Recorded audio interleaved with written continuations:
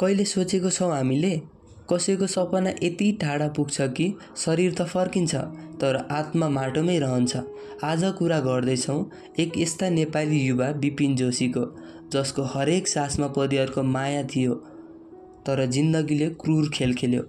कञ्चनपुरको भीमदत्त नगरपालिकामा जन्मेका विपिन सानैदेखि सपना थियो, परिवारको आँखा सुखाका आँसुले रसाउने दिन ल्याउँछु। त्यो सपना पुरा गर्न उनी इजरायल गए, लर्न एन्ड अर्न कार्यक्रम अन्तर्गत। साथमा थियो भविष्यको आशा, मेहनतको भरोसा र आफ्ना बुबा आमाको आशीर्वाद। तर 2023 अक्टोबर 7 त्यो दिन विपिनको जिन्दगीले मोड लियो। हमासले इजरायलमा भयानक आक्रमण गर्यो, गोली चल्यो, आगो बल्यो र कराहट सुनियो। त्यो भीषण छेडमा विपिनले आफ्ना साथीहरूलाई बचाउन खोजे तर आफै अपहरणमा परे। घरमा आमाले भगवानलाई पुकारिन्, मेरो छोरा फर्काइदेऊ। तर 2 वर्ष बिते, न त फोन आयो न त सन्देश। त्यो प्रतीक्षा, त्यो पीडा, त्यो मौनता केवल एक आमाले बुझ्न सक्थिन्।